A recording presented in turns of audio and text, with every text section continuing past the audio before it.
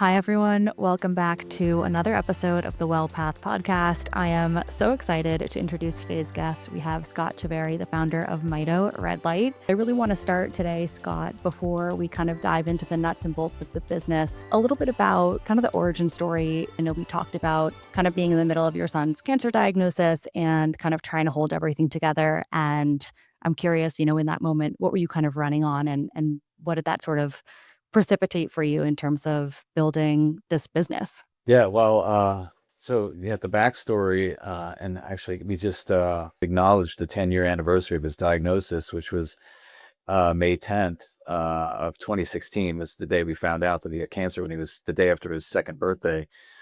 Uh, and It's been a crazy ride, but yes, that was definitely a huge catalyst for me in terms of wanting to start the company a couple of years later. My background before my son got sick was I got an MBA, and so I worked in finance for about 17 years. I got my MBA in 2004, and I had a good career, but I wouldn't say it was I was super fulfilling. Working for these huge companies and kind of being cog in the machine, if you will. And so when my son got sick, it was kind of a confluence of things where it really shook me up, and it really it's very cliche, but it's like the tomorrow is not promised to any of us. And if you don't, like when my 2-year-old gets a potentially terminal diagnosis, you really take that to heart. This idea that again, tomorrow is not promised to any of us. And I didn't really want to spend any more time doing something that I didn't really have passion for, that I didn't love. So of course, the immediate in 2016, 2017, the immediate focus was making sure I got my son through that uh, horrific ordeal. And he's 12 now. He's doing great, but boy, that first year was really tough, especially the first 6 months, because he actually got much sicker after his diagnosis. Between May and November was extremely stressful time.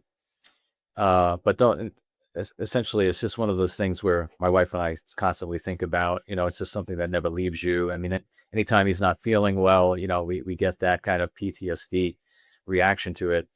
But if you fast forward to about mid 2018, he got through about 4 clear scans, past his end of his treatment.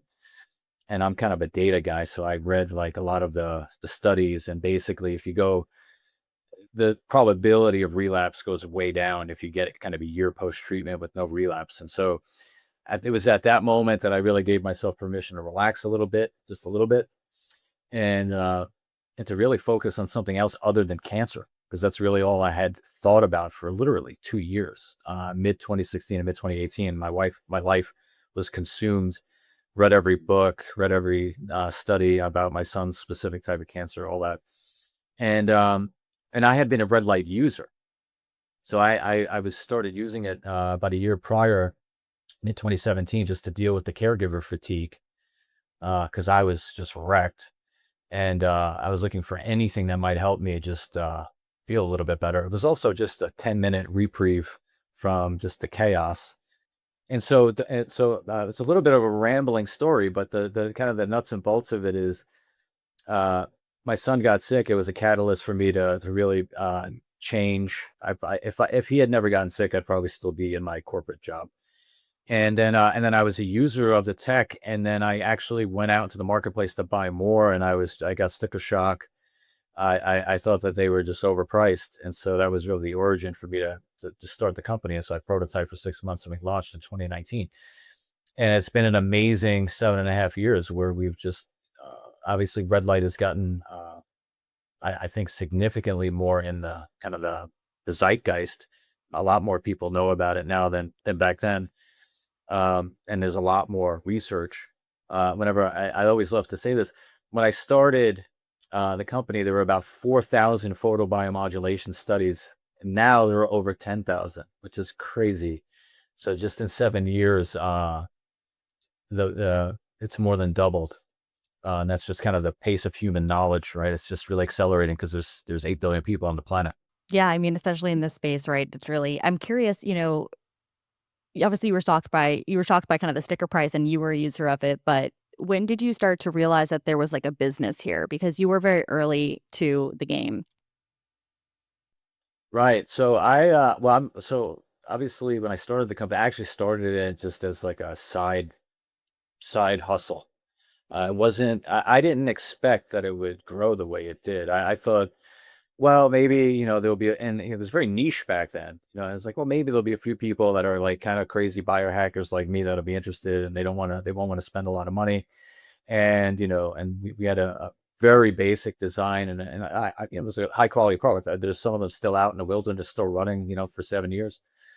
Um, and so I did not. I still kept my day job, and I needed insurance. My son, I think his medical bill is probably he had two major surgeries, and then obviously the treatment. So this over $2 million retail anyway, and so that would have bankrupted me, and so I needed insurance in case he ever got sick again. So it's not like I just jumped right in, but I started it, and it was an outlet for me again to think about something else besides what we had kind of went through the prior couple of years. And then it also just felt good to be doing something that I actually believed in and had passion for. And then but then the business just started to take off, and so somehow, and we did 1 million in sales that first year, and I was working part-time, so it kind of forced me actually the success, because I needed insurance, and I had a very comfortable. I had been at Amazon for 7 years, and I was well known in the organization. Amazon's obviously a huge company, and um, I was well networked. I could have stayed. I could have very easily have stayed, and I had a great job too. I mean, I worked remote. My boss was in Seattle. Like I kind of went and came and went as I pleased type of situation. And so, but the business really forced my hand. The demand forced my hand, and so I finally went all in early 2020. You know what? I'm actually really interested in like taking a microscope to that moment because one of the things that is just a theme on this podcast is actually like whether you want to call it like intuition led sort of decision making or kind of like having the courage to take leaps of faith. I mean, obviously, as you're saying, it's not like you jumped off the cliff without sort of a track record. The business was obviously doing very well, but I imagine it was probably still a difficult decision to leave like a kind of very stable, you know what you're going to get. You're there for 7 years job. What was sort of the decision making process for you? Do you remember, like, was there a long period of time where you thought about this before taking the leap? And was there a moment where you were like, okay, if this happens, then I'm gonna do it, and was kinda like the jumping off point for you? No, well, it all seemed to happen so quickly, to be honest. The growth was very slow in the first 6 months. It was just basically we're doing. I mean, I took a very small investment, and I taught myself Google Ads, and I was just running.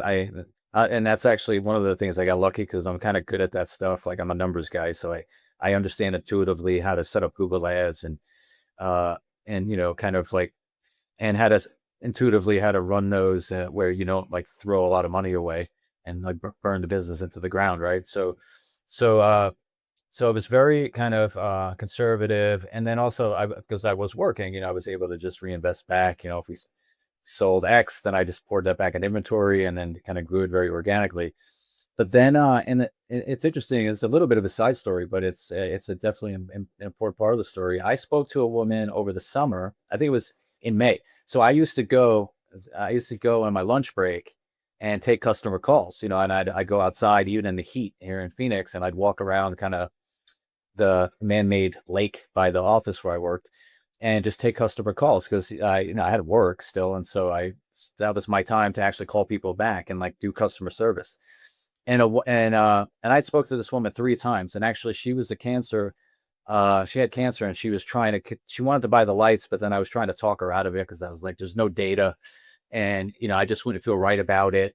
So I was really arguing. I didn't want her money, basically, but that's why she kept calling me, and she was arguing with me about buying the products. It was really kind of an interesting exchange. But in the third or fourth time I talked to her, she actually was like, you should send your lights to get tested at the lab, just like one of your major competitors does. And I was like, that's actually a really good idea because our lights are very high quality. But if I get the independent data, and then I can show apples and oranges and show the value you're getting. So anyways, I did that. And then once I put that on the site, like the business really kind of hockey stick. Like I think it just made, I don't know, it just resonated with people. And it was a very simple thing, just independent data and just, the numbers don't lie type of thing. And so that the kind of moral of that story is listen to your customers, but also do the right thing. Because I don't, the only reason I talked to her 4 times is because I was trying to do the right thing and like, and not because, we don't know, there's really no data on red light cancer. So we just tell people don't use it. Um, so, uh, but then the business really started to take off, and I just got so busy that I was forced to make a decision. Like it was impossible for me to juggle both. Toward, and Q4 that year was very crazy. Because Q4 is obviously, yeah, Q4 is very busy at Amazon. I mean, it's shot, the Q4 holiday season. So I was super busy at work, and then I was super busy, at Mito, and but I mean, it all worked out. I mean, and I think so. It did force my hand. There was no like preordained kind of like target in my mind. I just had my head down. I was just running the business as best I could, and then I decided to go all in. And I said I really had no excuse at that point because the business was telling me that it was time. Yeah. Yeah, it's interesting because I was reading something the other day about that kinda like I think it's like life design or that course, I think they teach it at Stanford or one of those big universities, and how, like, basically the thesis of the class is that trying to plan out your career is, like, the worst possible plan because things almost never go to plan, and it kinda just, like, shifts everything into perspective that, people that are, like, type A, and successful and kinda, like, go into, things or go into or used to kind of a school framework of you know exactly what you're doing, you're planning every specific step of the way, and then they try to do that with their career, but it's like, realistically, most of the time, the best opportunities do arise. I mean, obviously, you have to put in the work, but it is a little bit like following the breadcrumbs that life, like, sends you of like, "Hey, this is working," and just kinda, like, follow it rather than being like, "Well, I decided I was gonna go to Amazon, so, like, I cannot stray from the path," you know? Yes, well, I totally agree with that. I do think, first of all, I would never describe myself as type A. I always say I'm type A minus. I work really hard, and if I'm interested in something, we were talking before we went on air about AI, and I've just been going crazy with AI just because I'm super interested in it, like working like crazy.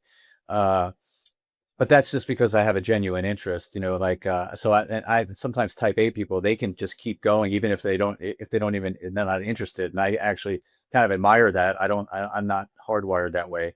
I have to actually care about the subject to really go deep. But this illusion of control that you can actually map everything out and you can architect your life, that's just ridiculous. But I'm 50 years old, so I have the benefit of wisdom to know how ridiculous that is. And so sometimes you have to just learn Yeah, for from sure. experience. And, it's funny because I was thinking about that before we hopped on, we were talking about AI, and as you were talking about sort of, like, teaching yourself Google Ads, I was like, "Wow, one of Scott's superpowers is curiosity," because it's like, I think there is an element of, I don't know if you ever I wonder if you ever imagined that you would be an entrepreneur, but it's like there's this self-starter mentality of, like, everything is figure outable and kind of, like, following things that you're curious about and just, like, figuring out how they work and then moving on to the next thing. Yes, I would say that describes me pretty well. And then sometimes, I mean, it's just there's so many things. It's like a double-edged sword because that does I am super curious, but then what I tend to do in the past is I jump from topic to topic, so I don't go very deep sometimes, or maybe not as deep as I could to really become an expert or even fluent in whatever the topic is, because I lose interest, and then my curiosity takes me someplace else. So it's kind of like jack of all trades, master of none. I think that I don't think I would call myself an expert in anything. Maybe that's also just that's kind of an ego thing. Like I just like I'm not like uh, I try to tame my ego. So just this idea that I would be an expert in anything just kind of doesn't sit with me very well.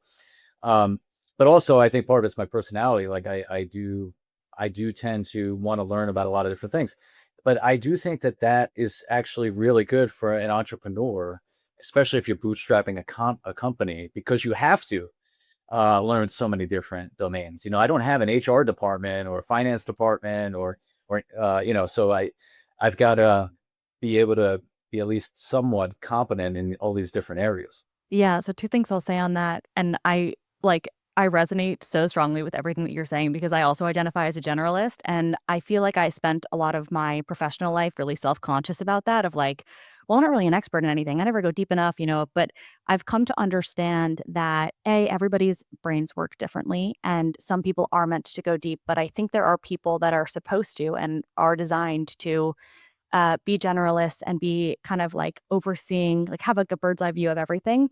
And one thought that's come to mind, and I'm curious, 'cause I know you've been digging into AI, is, and obviously this is a self-aggrandizing prophecy because I've just said that I associate as being a generalist, but I'm like, if you can train AI agents to kind of go deep for you on things, maybe that puts us at a really good spot, right? Because you're training all these different agents, right? Because you have just enough knowledge and just enough information on all of these different functions to train AI agents to like go and do those functions for you.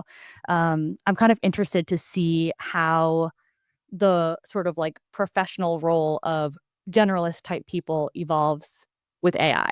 Well, again, it's an interesting perspective, and I would say, like, at least how I'm seeing it develop now, even within my own business, is very much that way. Where, yes, I'm building agents with their very specific purpose is for them to go deep, so I don't have to, right? And for them to consume large amounts of information, so I don't have to spend the time doing it. And it's pretty amazing what I've already been able to accomplish just in the past month. And so it is super exciting. Also, a lot of this work, people worry about AI, but so much of the work that I have been doing within my company is stuff that nobody wants to do. You know, like I have it reviewing specification documents for some of the battery. So we're implementing a whole new battery safety protocol standard that I developed with a guy who's been at UL for 30 years and consultation with UL and AI. And then so like reading through all these technical documents and comparing it to our standard, like that is very tedious work. But AI can get it done very quickly and very well, frankly. Yeah, totally. And it's because I've had various different conversations with people in different industries that are like really terrified of AI or almost like protesting against AI. And what I always think of is remember when Uber came out and people were like protesting Uber because of the taxi drivers, right? And my perspective on it is it's not that it's not that I don't have empathy for people whose livelihood is immediately impacted by AI coming and like wiping out an entire role. However, you cannot fight against the inevitable. Like you have to understand like the world just is going to continue to roll. And so I think it's not that I don't have empathy, but I think it's a waste of time to try to like push against it. And it's like just adapt, just figure out like it may take some time, but what's exciting to me, and I totally agree with you, is that for every job that is like wiped out by AI, there will be tens, maybe hundreds of new jobs that don't even exist yet that we can't even like we haven't thought about that only humans will be able to Yes. do. And how exciting is that? Yes. And well, I think in the macro, like I think, again, I'm an entrepreneur. So I think in terms of value creation and wealth creation and just how much value I've been able to create in the past 30 days, leveraging AI is just mind boggling. And just the time, I mean, we would have been able to create it, presumably, we were working on things, but the timeline is compressed. It probably would have taken us a year, what I accomplished in the last 30 days. And so that's value I'm creating. And now like we're going to have better products going out in the marketplace sooner because of that. And so that's wealth creation. And so think of it in the aggregate. Yeah, of course, like there's going to be short-term disruption, and some people are going to be directly displaced. But like in the aggregate, it's just making the human race much more wealthier. And so there's going to be a lot more to go around because of these tools. Mm, yeah, and I'm curious. I mean, we talked a little bit about sort of the early days, and obviously it was actually going so well that it kind of forced your hand to work on Mito full time. But I'm curious, what were some of the early challenges that you might have faced? Like, what didn't go well? What were some of the things that you maybe bumped into that you kind of had to overcome? And can you share a little bit of insight into maybe that side of the entrepreneurial journey of building a business?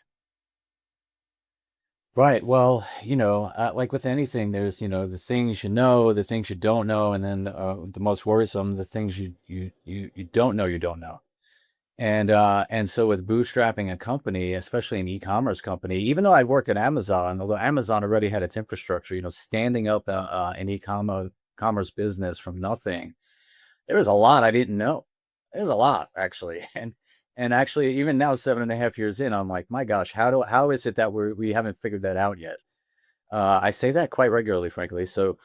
Um, so, I would say that even though I'm super curious and I do want to learn, sometimes you're not even spurred to kind of go down a path until you have a problem, right? Or until something breaks, and then you're like, oh, we were doing that completely wrong. So much with like on the marketing side in particular, whether it's search engine optimization, and now we've got with AI these. I've been going down the rabbit hole of these GEO, LLM. How do you get on their radar so that they talk about you when people are querying them? That's a whole thing, and that's actually moving so fast that and again, not an expert, but definitely trying to learn. So many things like that. And then even web dev, like web design, our website is Frankenstein over 70 years. And I actually was kind of embarrassed at the shape, the kind of I think it looks okay, but the back end, like if you could actually see like the machine turning in the back is a disaster, and so, but for me, like, I don't know, to me, these are all fun problems to solve. Right. And so, but, definitely challenging in the sense that, like I didn't go to school for web dev. I didn't go to school to build AI agents. I didn't go to school for SEO. Like I didn't, I haven't learned, I wasn't formally taught any of this. And so, building the business from nothing and trying to learn those things. And then as you grow, you hire people, but then you have to still have to learn it well enough to ask the right questions of the person you hired and also to help them, to give them the support they need to get the job done. So it's, I don't know. I love it though. I mean, for me, it's, my wife says that my personality, she says, I don't know. She said that I've been born to do this. And I actually, uh, it's one of the things I ask myself now as the company's gotten bigger, am I the right person to run it at the scale it's at? Or am I more kind of a 0 to X million person because of how I'm hardwired, and maybe I'm not the right person to take the company to the next level. And that's actually a very difficult conversation for me to have with myself because, I put a lot of myself into this business. Yeah, thank you for sharing that. I think this is actually a really fascinating topic. I am a big believer in exactly what you just described, and I usually use the same exact framing, which is like I do think there are like 0 to 1 people, there are 1 to 2 people, there are 2 to 10 people, right? And I think honestly, like a lot of even early professional development is figuring out which type of person you are, because most people don't really know that until they've sort of like been exposed to different kinds of environments. But I can imagine when something is yours, it's a lot easier to say, I'm a 0 to 1 person, but like you're early stage working on somebody else's business. But when it's your baby, it's I can imagine a much harder thing to even contemplate, potentially stepping away or even just like shifting the way in which you're involved. Well, it is a hard thing. I mean, I will say it's because it is my baby, and I am so, I mean, I have a hierarchy: my children, my wife, my business, like in that order, and that's pretty much it. Like, I mean, that's my life in a nutshell. And so, and I mean, there's other things I care about, friends, and but like they're much lower on the list. And so this business is super important to me. I can never it I don't think I could step away, although I have started to hire very, very talented, very, very smart people to essentially, I think, and I'm going to be kind of shifting away from the day to day more towards where I think I can add the most value is kind of the strategy, uh, and the longer term thinking and getting out of the day to day. I've never really thought I was a great operator. I love product development. I love thinking about. I'm actually working on patents, which again, I'd never really thought of myself as an inventive type person, but that's because I just had the wrong framework. I mean, even if you have improvements on existing technology, I mean, that's an invention, right? And so that's kind of what I'm good at. That I'm pretty good at like seeing something and thinking about how it could be better. I don't know if I'm like the Edison type where like he just comes out of stuff like out of the ether. That's not, again, I'm not hardwired that way, but I've got a lot of good ideas on how we can make improvements to the way the tech is currently functioning. And so that's where I'm going to be spending more of my time. Yeah, that's really exciting. It's funny how we can semantics is such an interesting topic because it's funny how we can develop such strong associations with like specific words or terminology, and we like develop such personalities around like I'm a this type of person or like I'm good at this and not at that. Like I relate to this a lot where I used to tell myself and tell other people that like I'm not a like I'm not good at math. But I look back and I'm like I was always good at math. Like I don't know why I didn't think that I was, you know what I mean? It's like anything that was like business or like numbers. I was like, oh, I'm not a numbers person. It's like, well, who told me that? You know, you start to like, you get older and you're kind of like, but you look back and you're like, yeah, but there's so many different ways okay, maybe I didn't love like calculus, but there are so many other, iterations of that thing showing up. And sometimes it's just like when someone changes the way that they talk about something, all of a sudden it feels like something you could do. That's true. And yes, you should definitely, I would say you should definitely be careful about any self-limiting beliefs. But for me, I try to be very grounded, and I'm just so amazed. I mean, I've met so many amazing people over the years, and that they're just accomplish amazing things, it's very humbling, like and where I'm like, wow, like boy, what have I accomplished? I mean, I say this all the time. I mean, even now, I mean, I'm proud of what I accomplished, but I really feel like I'm just getting started, and I think I have a lot more to kind of give. So I still have a lot of work to do, basically, is what I'm saying. And so, but yes, careful about the self-talk and the self-limiting beliefs. You should never be saying that you're not good at something. You should never be saying that you can't do something. Um, it's an interesting balance, though, because I do believe in realism. Although, like, uh, somebody once said to me, which is very true, like, if you almost have to be crazy to do amazing things, like, because you have to believe that you can, right? I mean, the belief has Yeah. to be there. So that's it. Yeah. It's an interesting balance with the realism. One of my favorite things to Yeah. say is be realistic, expect a miracle.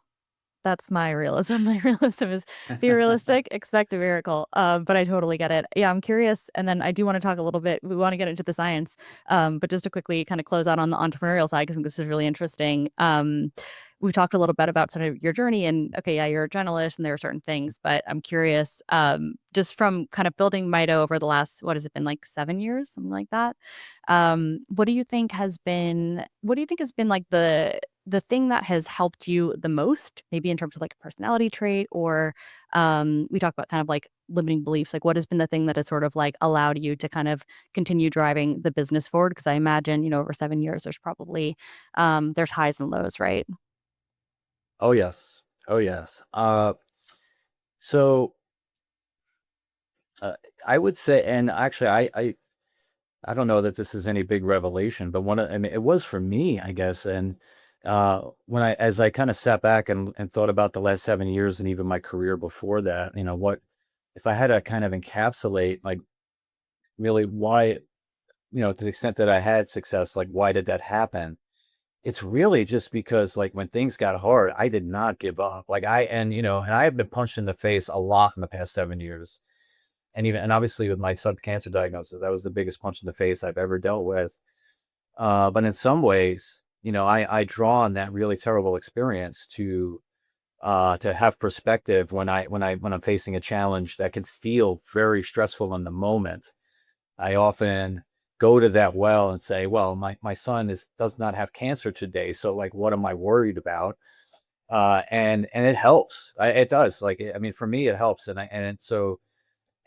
We've had competitors do very, very underhanded things. We've had litigation we've had to deal with, which is very stressful. We've had all sorts of things, and it's definitely not like a straight line to where we are. And so, uh, but I guess I just, like, for me, like, I have this kind of mentality that I just I just refuse to fail, and also, like, failure is when I give up. Like, as long as I don't give up, then I haven't technically failed, even if, like, things really start to go south, right? So that's just kind of how I organize that in my mind. And then the other thing that I tell myself, and again, this is wisdom, is that anytime something goes wrong, it's such a great opportunity to learn. Like, if something went wrong, it's either bad preparation, bad execution, or something you didn't know, or some combination of those things, right? So So those are the opportunities to really channel and then once you get to the other side of it, you're so much better for it, right? So I'm much better for it as a leader. The business is much better for it as a business. Uh, it's, so making mistakes is actually encouraged. Problems are treasures. Just, you want to just try to avoid kind of like the catastrophic mistakes, anything that could, you know, be catastrophic. But uh, so I would say, grit and just determination are like the things. And so, and that the thing is, you can't really kind of learn that. You just have to. I don't know exactly where it comes from either. So I don't really know how to give anybody advice on it. But other than I really think it's super important if you really want to accomplish anything meaningful in this life.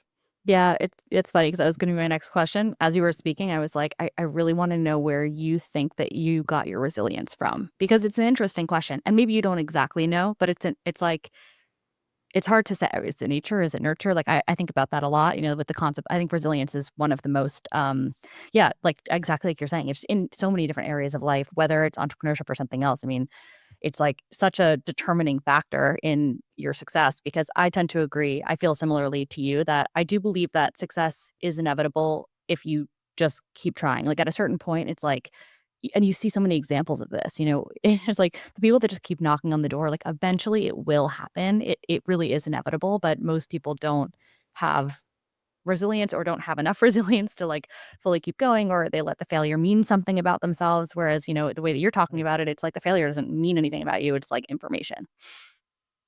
Yes. Yeah. Well, my son just tried out for his travel hockey team, and he did not make the team, and he was very disappointed. And so I tried to explain to him. I mean, he's only 12, but to the extent that and so again, I have a very different perspective on these things. If he had made the team, I would be so happy for him, and I would be excited for him.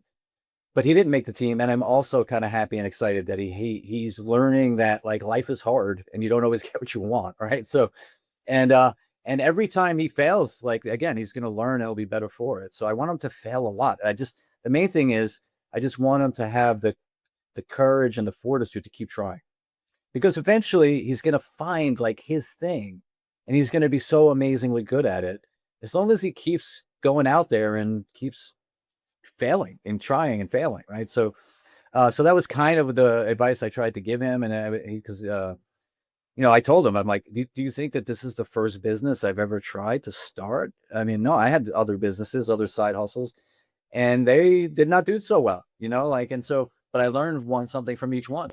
And then eventually, we got lucky, and I found the right time and place and opportunity, and here we are. But anyways, that's the lesson I'm trying to teach my son. Hopefully I'll succeed or be moderately successful. Yeah. Do you feel like you were raised with a healthy relationship to failure? Hmm. I don't know. Well, probably. My childhood is strange. I was comes from very modest beginnings. I was raised by a single mom. She worked a minimum wage job. I lived in a one bedroom basement apartment for the first 16 years of my life. My mother slept on the couch for 16 years. I got the bedroom. Um, so so I think coming from very modest, like you only have there's no place to go but up, and like and and I was very fortunate that I went to public school, but I got some really good teachers that identified they saw something in me when I was young, and I realized they put me on a path. So I do think that I was super lucky from that standpoint. Um, as far as yeah, and it's hard for me to say like relationship with failure, like where that came from. Other than I do think that again, there is blessings to like to not having it easy. I mean, maybe that's some of where the resilience comes from. I think it's both nature and nurture. I think people are much more resilient than they realize. So that's like the nature side of it. Human beings are incredibly resilient, children especially. Saw that with my son. What he went through is just unbelievable, and he was 2. Um, but I think we forget how resilient we are. But then I do think like it's a blessing to actually have some challenges forced upon you, because it does it helps you develop that grit. Yeah, makes perfect sense.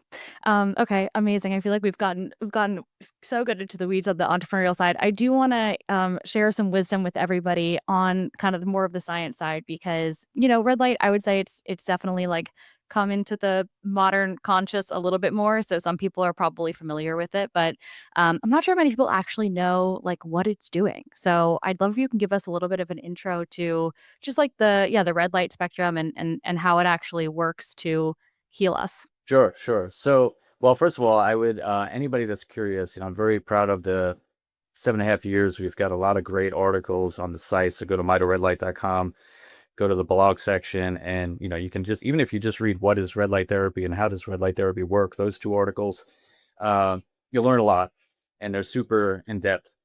But it's not. It's really nothing. It's just sunlight, but certain parts of sunlight. That's actually what I think the first thing I would say. So when you think of the solar spectrum, you've got really three main components. You've got ultraviolet light, then you have visible light, and then you have infrared. And infrared is made of near, mid, and far.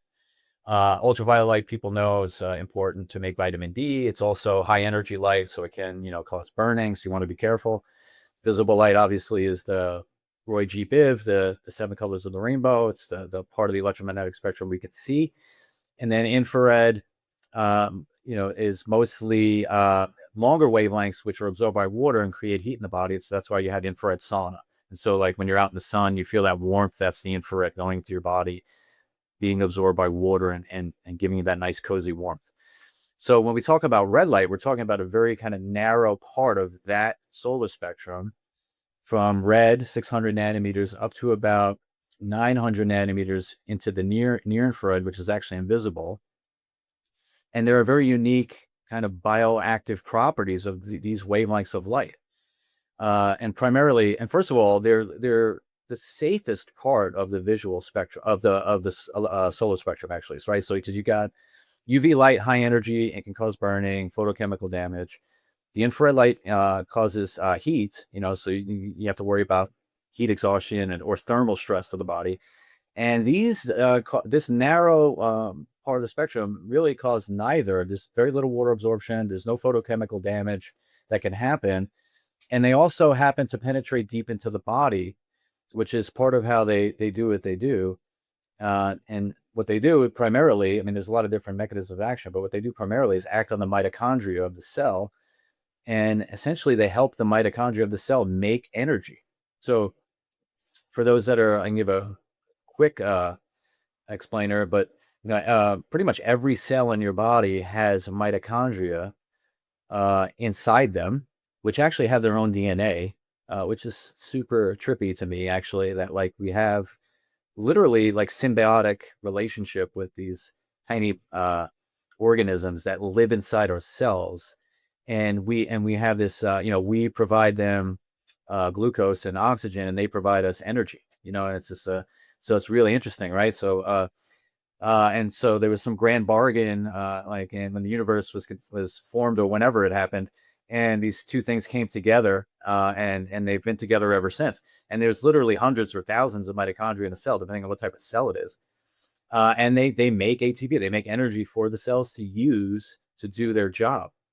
And so these specific wavelengths of light are essentially harnessed by the mitochondria as to make that process more efficient. Wow. So the energy is one thing. I know when we spoke, you mentioned that when skin is like a big component of sort of what red light can help with. How does that work? Well, it's really fascinating because it sounds too good to be true. And I remember being such a skeptic back in the day. I was actually such a jerk. And I was really like that. I was really for a short time, not a really long time, for a short time, I was very much like one of those snooty Ivy League skeptic type people who didn't believe anything that wasn't, kind of in the mainstream. And so, thankfully, I shook free from that because, because red light therapy is energy medicine. And I remember, when I used to hear the phrase energy medicine and be like, this is BS pseudoscience stuff. But it really is energy medicine in essence. This is electromagnetic energy is being absorbed by the body, and it's being harnessed and used, and the body uses that energy essentially to heal itself. And so how it was originally discovered, I'll get to the skin thing in a second. There's a little bit of a tangent. Was in the 60s, a Hungarian scientist, he was studying skin cancer in mice. So he shaved the poor mice and implanted skin cancer tumors in some of them. And then he ablated the tumors with this very low powered red laser. And it was low powered, so it didn't do anything to the tumors, but he noticed that their hair grew back faster and that their wounds healed faster, like the group of mice that got the laser. And so it's been known for, since the beginning that it was good for wound healing and hair growth. That's kind of the origin story of red light and how it was discovered. And then for a couple of decades, they thought it was just lasers, but then they realized that it's just any LEDs can do the job too. And obviously the sun is pouring these wavelengths down on us every day. But so essentially, because it doesn't matter if it's a skin cell or a hair follicle or part of your immune system healing a wound. If though any of those cells have mitochondria, they essentially do their jobs better. And so it's been very well studied for cosmetic benefits in terms of increasing collagen and elastin production, which is kind of the two things that you want to keep going if you want to stay youthful looking. And that's essentially what it does. It's the same underlying mechanism of helping the cells function better through the mitochondrial stimulation, but it's just the skin cells in your face happen to be the ones benefiting when you shine it on your face. Interesting. And hair growth also. Yes, and there are the hair growth again. That goes back to the original discovery, and there are FDA cleared devices. And so to get it FDA cleared, I mean, there has to be a lot of science, where it's just established science now that the FDA cleared devices you see are for hair growth, they're for wrinkles, and then if it has blue light, acne. So that's an FDA cleared indication, depending on the device. Obviously, the device has to meet the standards and have gone through the 510(k) approval process, or clearance process. But we can say, so we're coming out with a cap, and we can say it's for hair growth. Some of the other devices we sell, they're wellness devices, and you don't make specific claims. But we just say, hey, you're missing these light spectrums. You should probably shine them on your body. That's kind of where we stop, so because we're very mindful of the regulatory guardrails. But the FDA clearance, again, to me, it's indicative of just there's so much science that and it's not even in dispute at this point. Yeah. And what is that process like, the FDA clearance process? That how is that? I imagine that takes a lot of time, effort. Yes, is it like a big unfortunately, process? that is the nature. Which is why not all of our devices are cleared, because it does become. But so the clearance essentially say there are predicate devices on the market. They already have received clearance, and then you say our devices are substantially equivalent, which is the term, and then you submit. You have to justify and show the specs and go through the submission process and pay a fair amount of money, and then you can get clearance. So it becomes a business decision, and then also really it depends on the device too. Like, are there enough predicates where you think that it can get through? So with hair growth, there are so many. With skin indications, wrinkles and acne, there are many. So those are much easier paths within some other indications that but we'll see if we can push that forward over the next couple of years. Yeah. And for someone who maybe hasn't used it before, what does a reasonable protocol look like? How often? How much do you need to be using it for how long to see sort of results with this type of thing? So we recommend about 10 minutes per area per day. I do. It's very safe. We track as part of, we're registered with the FDA, so we have to track. Part of that is we have to track adverse events and complaints, and so we do. And typically it's about 1 in 500 to 1 in 1,000 people will say they have some sort of a reaction, and usually it's some sort of skin. They're just sensitive. They're photosensitive, essentially. And so it's very rare, super safe. So using it every day is generally, we recommend getting up to 10 minutes per area per day. I do like the idea of strategically taking a day off every now and then. And that's more of just my own personal philosophy of keeping the body off balance. I do the same thing with supplements. I don't take the same supplements every single day for months on end. I take periods off. And it is this idea that the body's like it's always trying to maintain homeostasis. So if you it reacts to the environment, obviously. And so there's this idea that you can get disinhibited to certain things if you keep giving it to the body. So I like this idea of stopping for some time, get back to baseline, so then you can get whatever kind of result you're looking for. So that's my own kind of philosophy based on my own personal experience. But with red light, it's probably very safe to use every single day because our ancestors were outside in the sun pretty much all day long. Right. Right. Which is probably why we're in such a tough spot. Like, our bodies are not built for the lifestyle that we live. That's like, I always think about that. And it's funny because sometimes I'll get like a mid-afternoon crash, and I've started, rather than, I still drink a lot of coffee, to be very honest, but like, instead of jumping for a Yeah, me coffee, too. sometimes I'll go outside and like, I mean, I live in Miami, so it's like Yes. super sunny, like bask in the sunlight. And I'm like, oh my God, that gave me so much energy. Like, I don't know where that came from. Yes. Do that. Do that. Maybe do a cold plunge. I mean, between the sunlight and the cold plunge, you'll wake right up. Yeah, totally. Are there any like myths or misconceptions about red light therapy that you would want to address or want people to know? Well, some people confuse it with, and they confuse it with UV light. It is not UV light. It is Mm. so much safer than UV light. That is to say, though, I do think UV light's important, and I do think everyone should get outside midday for 10 minutes for vitamin D. But I personally, there's a biohacking crowd, which is like never wear sunglasses and, don't use sunscreen. And I think that's taking it way too far, Like, especially the eyes. I do think you want to protect the eyes from UV light, especially if you want them to function well when you're 90. So I do wear sunglasses, but I think, there's also the other side where we've taken, and part of the reason we're in the pickle we're in is that, for a long time, people have been taught that the sun is somehow bad, and that's just insane. The sun is incredibly important, and sunlight is incredibly important for our health. And so I think most people would benefit from spending more time outside than they currently are, not less. Uh, but uh, but so the myths are, like red light can burn you like UV. That's not true. Now the flip side is, that people will read that, there's interesting studies about red light and eye health, but you have to be careful there, because, our panels are super bright. I mean, it's a lot of energy. We're trying to deliver a lot of energy to the body in a reasonable amount of time. And so, I wouldn't use our panels for the eyes personally. And so, there are some really interesting things happening in Europe where they're using certain types of light in ophthalmologist offices. Uh, but again, it's very specifically attuned. The eyes are obviously very sensitive to light.